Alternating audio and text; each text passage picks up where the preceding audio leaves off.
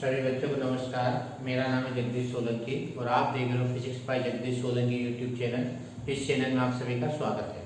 आज हम चुंबक से संबंधित कूलॉम्स का व्युत्क्रमण का नियम पढ़ेंगे। इसके पहले हमने स्थिर विद्युत फर्स्ट यूनिट में कूलॉम्स इनवर्स हिस्टरेसिस लॉ पढ़ा है, कूलॉम का व्युत्क्रमण का नियम पढ़ा है। उसी तरह से जैसे हमने फर्स्ट चैप्टर में या फर्स्ट यूनिट में कूलॉम का व्युत्क्रमण का नियम पढ़ा था, कूलॉम्स इनवर्स हिस्टरेसिस लॉ पढ़ा था, उसी प्रकार से मैग्नेटिज्म में भी, चुंबकत्व में भी कूलॉम का इनवर्स हिस्टरेसिस लॉ होता है। इसके पहले मैंने एक वीडियो बना रखा है, दोनों के तुलनात्मक कंपैरिजन करना है कि जो हमने विद्युत का कूलॉम का व्युत्क्रमण का नियम पढ़ा था वो, और अब चुंबकत्व का जो कूलॉम का इनवर्स हिस्टरेसिस लॉ हम पढ़ेंगे, दोनों के बीच में किस तरह से हम कंपैरिजन करते हैं, उसका एक पूरा वीडियो है। उस वीडियो को अच्छी तरह से यदि आपने देखा है और उसको समझा है, ये क्वेश्चन समझने में बहुत आसानी होगी। तो हमारे पास जो कूलॉम का जो चुंबकत्व से संबंधित जो नियम दिया जाता है, उसमें क्या होता है कि दो ध्रुव होते हैं, दो पोल होते हैं, दो पोल। ये पोल दो ध्रुव N और S कहलाते हैं, उत्तरी ध्रुव और दक्षिणी ध्रुव कहलाते हैं, नॉर्थ पोल और साउथ पोल कहलाते हैं। अब यदि मान लो कि ये दोनों सहजाती है, सहजाती मतलब लाइक वाले एक जैसे पोल है, मान लो या तो NN दो पोल को पास मिला रहे हैं या SS को दो पोल को पास मिला रहे हैं, तब उस कंडीशंस में ये दोनों जो पोल होंगे, ध्रुव होंगे, वो क्या करते हैं, एक दूसरे को प्रतिकर्षित करते हैं, रिपल करते हैं। दो लाइक पोल एक दूसरे को क्या करते हैं, रिपल करेंगे। समान या सहजाती आवेश, यहाँ पे ध्रुव लेंगे हम, आवेश विद्युत में पढ़ा था, तो यहाँ हमने जब भी चुंबक आए तो क्या लेना, ध्रुव, आवेश की जगह ध्रुव ले लेंगे। तो दो सहजाती यदि हमारे पास ध्रुव है, या तो NN है या SS है, तो वे एक दूसरे को हमेशा ध्यान रखना, एक दूसरे को क्या करते हैं, प्रतिकर्षित करते हैं, वो रिपल करेंगे। और इसी प्रकार से दो एक विजातीय ध्रुव है, अनलाइक पोल है, NS या SN, विपरीत ध्रुव कह सकते हैं आप, अपोजिट पोल कह सकते हैं। यदि इस तरह से ध्रुव है NS या SN, दो ध्रुव हम पास मिलाएंगे तो वो एक दूसरे को क्या करते हैं, अट्रैक्ट करते हैं, और उनके बीच में अट्रैक्शन फोर्स लगता है। यदि विजातीय को लाएंगे NS को पास में या SN को पास मिलाएंगे तो एक दूसरे को क्या करते हैं, आकर्षित करते हैं। या फिर सहजाती लाएंगे, सेम लाइक वाले लाएंगे NN या SS, तो वो एक दूसरे को क्या करते हैं, रिपल करते, प्रतिकर्षित करते हैं। तो अपने को समझ में आ जाना चाहिए कि जो दो पोल होते हैं, दो ध्रुव होते हैं, उनके बीच में जो फोर्स लगेगा वो या तो प्रतिकर्षित का भी हो सकता है, रिपल का भी फोर्स हो सकता है, या अट्रैक्टिव फोर्स यानी आकर्षण का भी बल हो सकता है। तो दोनों प्रकार के बल लगेंगे। ये किस पर डिपेंड करेगा कि आपने पोल कौन सा लिया। यदि ये पोल लिए इनके बीच में प्रतिकर्षण बल लगेगा, यदि इस तरह के पोल है तो उनके बीच में आकर्षण बल लगेगा। तो दो पोल के बीच में कितना प्रतिकर्षण बल लगता है या कितना आकर्षण बल लगता है, इसी से संबंधित हमारे पास में है कूलॉम का व्युत्क्रमण का नियम। कूलॉम का व्युत्क्रमण का नियम क्या होता है कि दो पोल होते हैं, उनके बीच में आकर्षण या प्रतिकर्षण बल लग सकता है। अब ये पोल पर डिपेंड करेगी कि आपने कौन सा पोल लिया। यदि सहजाती लिया तो प्रतिकर्षण लगेगा, और यदि विजातीय लिया तो आकर्षण लगेगा। कितना लगेगा ये हम कूलॉम के व्युत्क्रमण के नियम से हम ज्ञात करेंगे। एक चीज इसमें आती है, जैसे मान लो कि ये ध्रुव लिए हमने, पोल ले लिए, एक M1 ले लिया और एक को M2 ले लिया। M1 और M2 क्या कहलाते हैं, पोल स्ट्रेंथ कहलाती है, यानी ध्रुव प्राबल्य कहलाती है, यानी ध्रुव की सामर्थ्य कहलाती है, पावर कहलाती है कि वो ध्रुव कितना आकर्षित करता है। M1 और M2 को हम बोलते हैं ध्रुव प्राबल्य। ध्यान रखना, ध्रुव प्राबल्य बोला जाता है या ध्रुव सामर्थ्य बोला जाता है। सामर्थ्य मतलब स्ट्रेंथ, पोल की स्ट्रेंथ कितनी, ताकत कितनी है, शक्ति कितनी है, पावर कितनी, सामर्थ्य कितनी, ये क्या कहलाती है, M1 और M2 ध्रुव प्राबल्य कहलाती है। ये M1 और M2 दो ध्रुव प्राबल्य है, मतलब पोल की स्ट्रेंथ है, शक्ति है उसकी। किसी चुंबकत्व में जो आकर्षण करने की जो शक्ति होती है, स्ट्रेंथ होती है, उसको हम क्या बोलते हैं, ध्रुव प्राबल्य कहते हैं। ये हमारे पास दो ध्रुव है जिसकी ध्रुव प्राबल्य कितनी है, M1 और M2 है, और इनके बीच की दूरी हमने d मान ली, ठीक है। दो पोल है हमारे पास M1 और M2 ध्रुव प्राबल्य के पावर के, और उनके बीच की डिस्टेंस हमने d मान ली है। तो ये नियम क्या कहता है कि दोनों जो फोर्स लगेगा, कौन सा फोर्स, आकर्षण या प्रतिकर्षण बल, इनके बीच में लगेगा, दो ध्रुवों के बीच। मान लो कोई से भी दो ध्रुव है, चुंबक के दो ध्रुव है, उनके बीच लगने वाला आकर्षण या प्रतिकर्षण बल उन ध्रुवों के ध्रुव प्राबल्यों के, ये क्या है, स्ट्रेंथ ऑफ पोल का प्रोडक्ट गुणनफल, ध्रुव प्राबल्यों के गुणनफल के अनुक्रमानुपाती, इसको कहा जाता है अनुक्रमानुपाती। जब भी कोई चीज ऊपर लिखते हैं तो उसको हम क्या पढ़ते हैं, अनुक्रमानुपाती, डायरेक्टली प्रोपोर्शनल। तो दो ध्रुवों के बीच लगने वाला आकर्षण या प्रतिकर्षण बल उन ध्रुवों के ध्रुव प्राबल्य, ये ध्रुव प्राबल्य कहलाती है स्ट्रेंथ ऑफ पोल का प्रोडक्ट गुणनफल के अनुक्रमानुपाती, तथा d क्या है, दोनों ध्रुवों के बीच की दूरी, दोनों ध्रुवों के बीच की दूरी के वर्ग के, ये कहलाता है व्युत्क्रमानुपाती, व्युत्क्रमानुपाती, इनवर्सली प्रोपोर्शनल। उल्टा जब भी अपान में लिखेंगे तो उसको बोलेंगे इनवर्सली प्रोपोर्शनल, यानी कहने मतलब दूरी बढ़ाएंगे तो फोर्स कम हो जाएगा, उनके बीच फोर्स कम लगेगा, और स्ट्रेंथ ऑफ पोल बढ़ाएंगे तो फोर्स भी बढ़ जाएगा। स्वाभाविक है कि पावर एज अपन बढ़ाएंगे, स्ट्रेंथ ऑफ पोल बढ़ाएंगे तो उनके बीच फोर्स भी बढ़ जाएगा, और डिस्टेंस यदि बढ़ा दी, इसको पोल को यहाँ ले गए तो इस पोल का उस पर कम प्रभाव पड़ेगा, तो ये इनवर्सली प्रोपोर्शनल होता है। तो पूरा नियम क्या हो जाएगा कि दो चुंबक है, दो ध्रुवीय चुंबक है, उनके बीच लगने वाला आकर्षण या प्रतिकर्षण बल उन ध्रुवों के ध्रुव प्राबल्यों के, ये ध्रुव प्राबल्य कहलाते हैं, गुणनफल के, ध्रुव प्राबल्यों के गुणनफल के अनुक्रमानुपाती, ये डायरेक्ट प्रोपोर्शनल अनुक्रमानुपाती, तथा उनके बीच की दूरी के वर्ग के व्युत्क्रमानुपाती होता है। ये हमारे पास कूलॉम का नियम होता है। क्या था कूलॉम का नियम, कि दो, मान लो कोई चुंबक के दो ध्रुव है, उन दो ध्रुवों के बीच लगने वाला आकर्षण या प्रतिकर्षण बल, ये दोनों फोर्स हो सकते हैं, इस पर डिपेंड करेगा कि आपने कौन सा पोल लिया, कौन सा ध्रुव लिया, इस पर डिपेंड करेगा। तो दो ध्रुवों के बीच, किन्हीं भी दो ध्रुवों के बीच लगने वाला आकर्षण या प्रतिकर्षण बल उन ध्रुवों के ध्रुव प्राबल्यों के, ध्रुव प्राबल्य समझ आएगा, स्ट्रेंथ ऑफ पोल, मतलब वो पोल कितना स्ट्रेंथ कर रहा है, उसकी पावर कितनी, सामर्थ्य कितनी है, ध्रुव प्राबल्यों के गुणनफल के अनुक्रमानुपाती, ये गुणनफल भी है, प्रोडक्ट भी इनका दोनों का, ये क्या होगा, डायरेक्टली प्रोपोर्शनल अनुक्रमानुपाती, तथा उनके बीच की दूरी के वर्ग के व्युत्क्रमानुपाती होता है। उनके जो बीच की जो डिस्टेंस होती है उसके इनवर्सली क्या होगा, इनवर्सली प्रोपोर्शनल होगा, डिस्टेंस के स्क्वायर के इनवर्सली प्रोपोर्शनल होता है फोर्स, ये ध्यान रखना। तो इस प्रकार से हमारे पास कूलॉम का नियम होता है। क्या होगा, किन्हीं दो ध्रुवों के बीच लगने वाला आकर्षण या प्रतिकर्षण बल उन ध्रुवों के ध्रुव प्राबल्यों के गुणनफल के अनुक्रमानुपाती तथा उनके बीच की दूरी के वर्ग के व्युत्क्रमानुपाती होता है। इसको कहा गया कूलॉम का व्युत्क्रमानुपाती का नियम।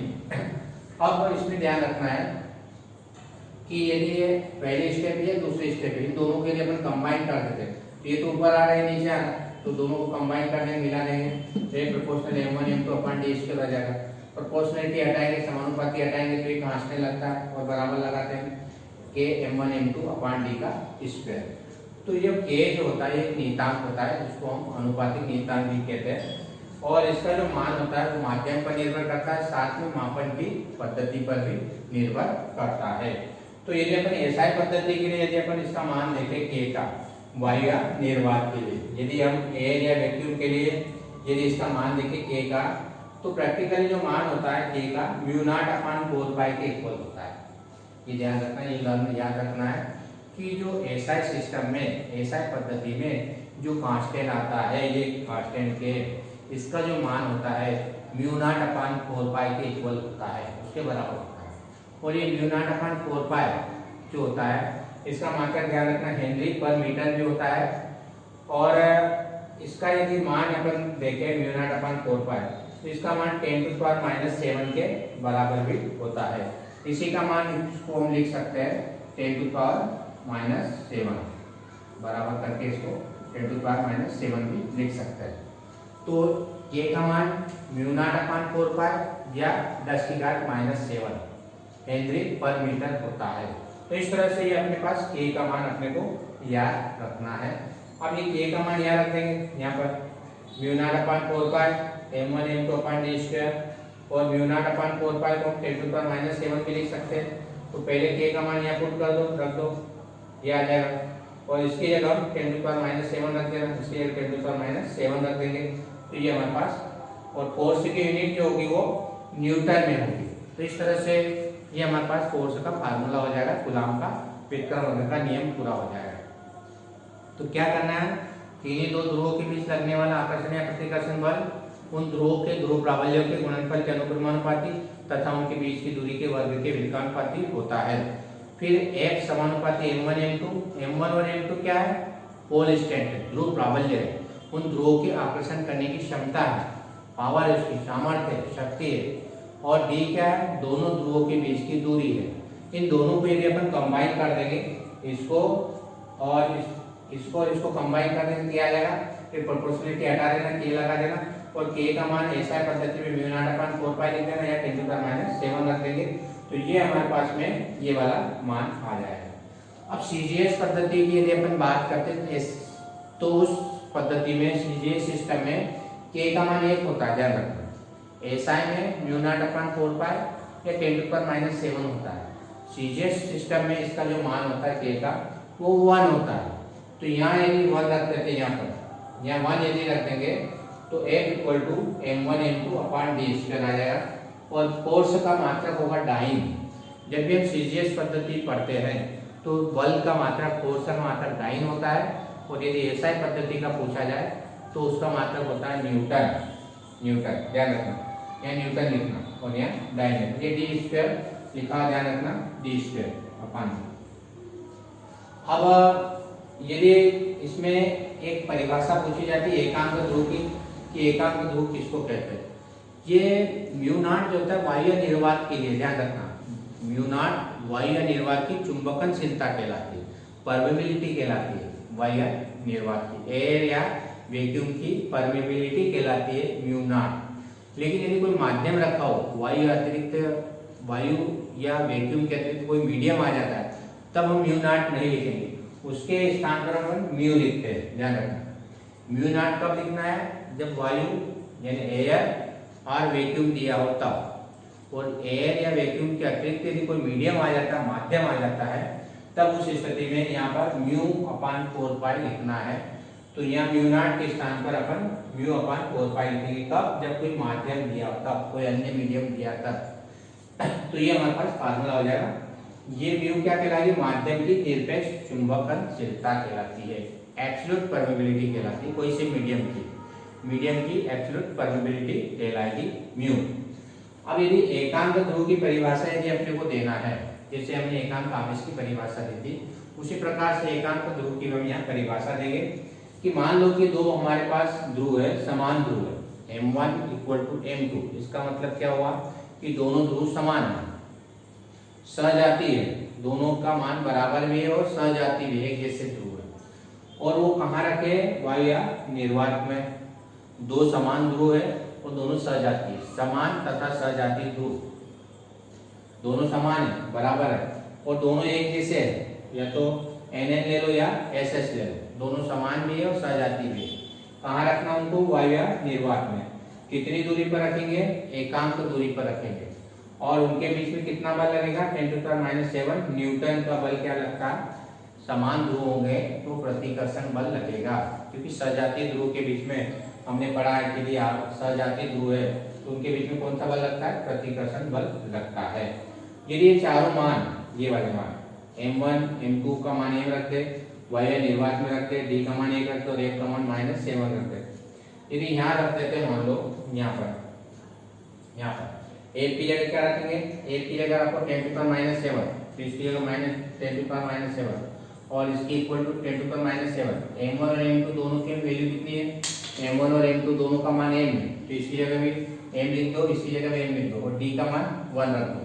तो f की जगह 10⁻⁷ और ये -7 तो कैंसिल हो जाएगा, ये m और ये भी m और ये d का मान 1 रख देगा, तो ये 1 हट जाएगा, 1 का स्क्वायर 1 ही होगा, तो ये कैंसिल हो जाएगा दोनों और ये 1 इधर आ जाएगा, 1 का स्क्वायर 1 m इंटू एम का स्क्वायर, तो m इक्वल टू ±1 हो जाएगा।